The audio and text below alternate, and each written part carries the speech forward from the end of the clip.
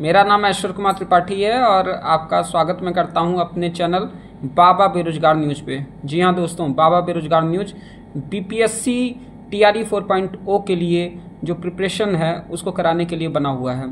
तो दोस्तों आज हम बात करेंगे कि जो 24 अगस्त 2023 को पहला शिफ्ट हुआ था एग्ज़ाम का बीपीएससी टीआरई 1.0 के तहत, तो उसमें भूगोल के कौन कौन से प्रश्न आए हुए थे। दोस्तों आपको बता दें कि जैसा कि मैंने आपको पहले भी बताया हूं कि मैं एक बीपीएससी टीचर हूं और जो भी प्रश्न या जो भी स्ट्रेटजी मेरी थी उस स्ट्रेटजी को आपके सामने मैं लेकर आ रहा हूं। और ये मेरा छठा वीडियो है। इससे पहले 5 वीडियो मैंने स्ट्रेटजी वीडियो मैंने आपके पास डाल दिया था। तो आज भूगोल के कुछ प्रश्न को लेकर मैं आपके सामने आया हूँ। लगभग 5 क्वेश्चन मैं लेकर आया हूँ और बाकी के जो प्रश्न है वह धीरे धीरे आपको कराए जाएंगे। तो पहले प्रश्न पे चलते हैं दोस्तों। पहला प्रश्न है कि निम्न में से कौन सा देश अमेजन नदी बेसिन का हिस्सा है। जी हाँ दोस्तों, यह प्रश्न आया था 2023 में जो 24 अगस्त को पेपर हुआ था। ऑप्शंस हैं चिली, वेनेजुएला, अर्जेंटीना और more than one, none of these.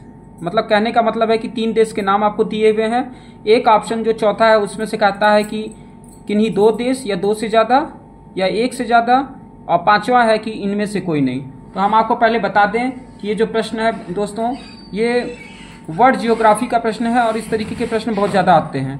तो सबसे पहले आपको ये जानना जरूरी है कि यह अमेजन नदी क्या है या अमेजन नदी बेसिन ये क्या है। तो आपको दोस्तों हम बता दें कि सबसे पहले आपको कॉन्सेप्ट क्लियर करना पड़ेगा अमेजन नदी के बारे में। दोस्तों जब भी आप किसी भी कॉन्सेप्ट को पढ़ते हैं तो उसको बेहतरीन तरीके से पढ़ने के लिए कोशिश कीजिए, क्योंकि मैं आपको ये प्रश्न के माध्यम से मैं ये बताना चाहता हूँ कि आखिर आपको पढ़ना क्या है। क्योंकि आपको प्रश्न और उत्तर तो कई जगह मिल जाएंगे, लेकिन क्वेश्चन से पता चलता है कि आने वाले समय में बीपीएससी क्या पूछेगा या किस तरीके की चीजें पूछेगा।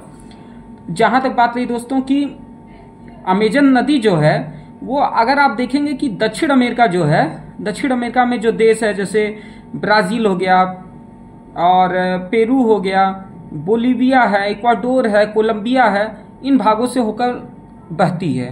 तो दोस्तों इसके लिए सबसे पहले आपको क्या करना पड़ेगा कि अपने कमरे में आपको वर्ल्ड जियोग्राफी का वर्ल्ड का मैप लगाइए और एक इंडिया का मैप लगाइए। क्योंकि अगर भूगोल विषय अगर आपको सीखना है, समझना है, तो आपको बिना मैप के आपका काम नहीं चलने वाला। नक्शा तो आपको कमरे में चिपका कर रखना ही चाहिए। एक आदर्श जो स्टूडेंट होता है वो अपने कमरे में नक्शे को रखता है।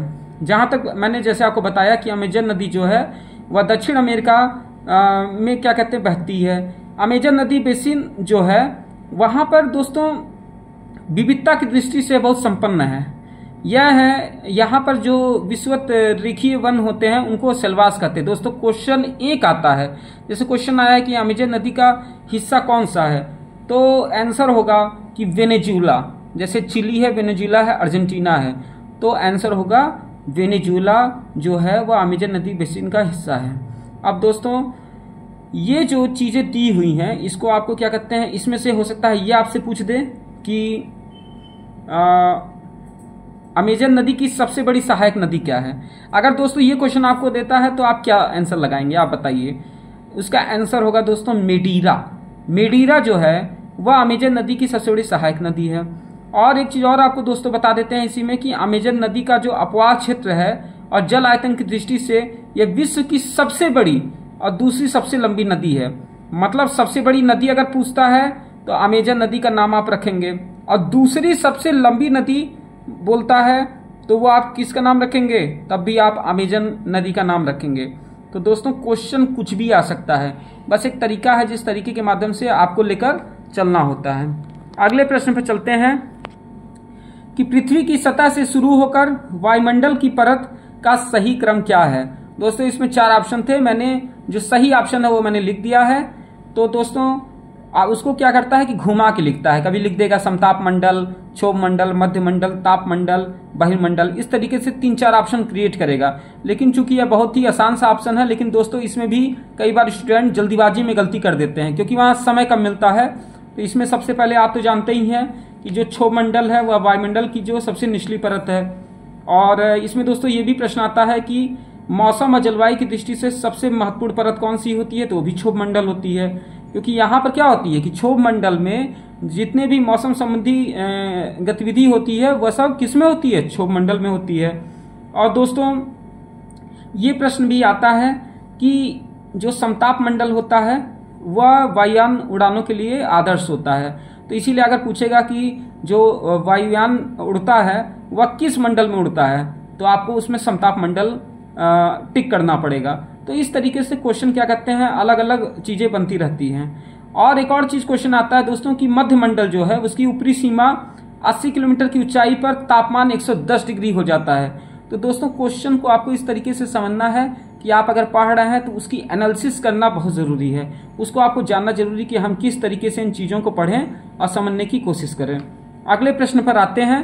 तो जो ऑप्शन है वो यह है, क्षोभ मंडल है, समताप मंडल है, फिर मध्य मंडल है, फिर ताप मंडल है, फिर बहिर्मंडल। जो सबसे अंतिम परात होती है वह बहिर्मंडल होती है। अगले प्रश्न भी आते हैं। क्योंकि वीडियो लंबा हो जाएगा इसलिए मैंने 5 क्वेश्चन लेकर आया है, बाकी भी क्वेश्चन मैं लेकर आऊंगा। स्थानांतरण कृषि के स्थानीय नाम और संबंधित देश का सही युग्म क्या है। दोस्तों ऑप्शंस हैं मिल्पा रोडेशिया, रोडेशिया को दोस्तों जिम्बाब्वे भी कहते हैं, ये बात आपको जानना होगा। Milpa Rhodesia, ladang Malaysia, chena Bangladesh, more than one मतलब एक से अधिक ऑप्शन सही हैं, और नन ऑफ दीज। तो दोस्तों इसमें जानना आपको जरूरी है कि इसमें जो ऑप्शन है लदांग मलेशिया, ये दोस्तों ये सही ऑप्शन है। ठीक है दोस्तों। और एक चीज और हम आपको बता दें कि स्थानांतरण कृषि को कर्तन दहर प्रणाली के भी नाम से जानते हैं। और इसमें यह भी बताया जाता है कि इसको दोस्तों आपको याद करना पड़ेगा। आप अगर लुसेंट खोल लें या आप जो मैंने बुक बताई थी आपको किरण की वन लाइनर, उसमें भी ये सब चीजें दी हुई हैं। मतलब ऐसा नहीं है कि ये जो क्वेश्चंस आए हैं ये आपके किरण वन लाइनर या लुसेंट के बाहर के क्वेश्चन हैं, ये सब इसी किताबों के प्रश्न हैं। तो इसीलिए बहुत घबराने की जरूरत नहीं है। तो अगर हम इसमें आगे चलें तो आप जान सकते हैं कि ये जो कर्तन दहर प्रणाली है जिसे स्थानांतरण कृषि के नाम से जानते हैं, ये मैक्सिको और मध्य अमेरिका में इसे मिल्पा कहते हैं, श्रीलंका में चेना कहते हैं, ब्राजील में रोका कहते हैं और वियतनाम में रे के नाम से जानते हैं। और इसमें क्या होता है कि वृक्षों को काटकर और जलाकर भूखंड को साफ कर दिया जाता है और राख को मृदा में मिलाकर उस भूखंड पर कृषि की जाती है। तो दोस्तों ये ऑप्शन आपको पढ़ना होगा। अगला है कि यदि ग्रीनविच में दोपहर के 12 बजे है तो ग्रीनविच के 30 डिग्री पूर्व में क्या समय होगा। दोस्तों हम आप बता दें, इस तरीके के अगर प्रश्न आपको आते हैं तो इस क्वेश्चन को करने के ये तरीके होते हैं कि आपको 4 मिनट का समय जो होता है बढ़ता है। यदि ग्रीनविच से पूर्व की ओर बढ़ते हैं तो 4 मिनट का समय बढ़ता है। तो 30 में 4 का गुणा कर लीजिए तो 30 से 120 मिनट हो जाएगा। 120 मिनट का मतलब होता है 2 घंटा।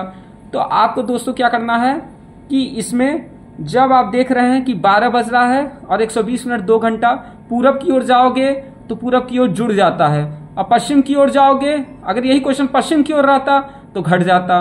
तो पूरब की ओर जाओगे, 12 बज रहा है तो कितना बज जाएगा, 2 बज जाएगा। और यदि पश्चिम की ओर जाता तो क्या हो जाता, 2 घंटा घट जाता। तो 12 बज रहा है तो सुबह 10 बजे ऑप्शन सही होता। लेकिन अब ऑप्शन क्या सही है, दोपहर 2 बजे। दोस्तों इसमें भी बहुत छोटी सी गलतियां हो जाती हैं, लेकिन आप इसका ध्यान रखेंगे। 5वां प्रश्न है जो हम लेकर आए हैं, इसको हम बता देते हैं कि महासागरीय प्रॉपर्टी के मुख्य खनिज घटक क्या हैं।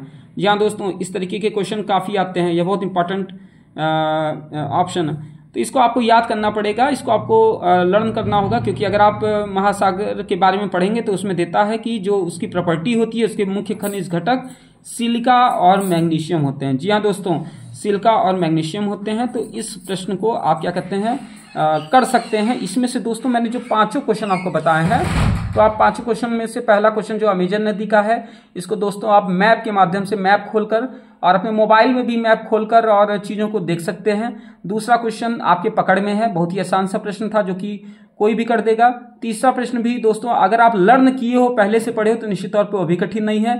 चौथा क्वेश्चन जैसा कि मैंने आपको बताया कि जब इस तरीके का क्वेश्चन हो तो जितने डिग्री दिया है, जैसे मान लीजिए 30 डिग्री दिया है तो उसमें 4 का गुणा कर लीजिए, क्योंकि 4 अगर आप पूरब में जाएंगे तो 4 मिनट बढ़ता है। तो 30 चौके 120, 120 मिनट का मतलब होता है 2 घंटा। तो अगर 12 बज रहा है तो 2 बज जाएगा। और यदि पश्चिम की ओर अगर यही रहता, 30 डिग्री पश्चिम होता, तो 30 चौके 120 माने 2 घंटा, और 120 मिनट माने 2 घंटा होता, तो सुबह का 10 बजे ऑप्शन सही होता।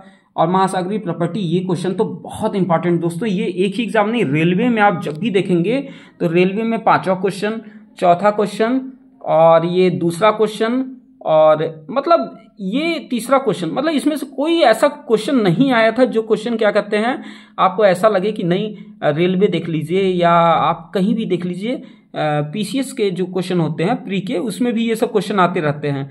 तो ये सब कंटिन्यू रहते हैं सब क्वेश्चन, और आगे हम और भी क्वेश्चंस को लेकर आएंगे। इसी के साथ मैं अपनी वाणी को विराम देता हूँ। जय हिंद, जय भारत, जय मातृभूमि।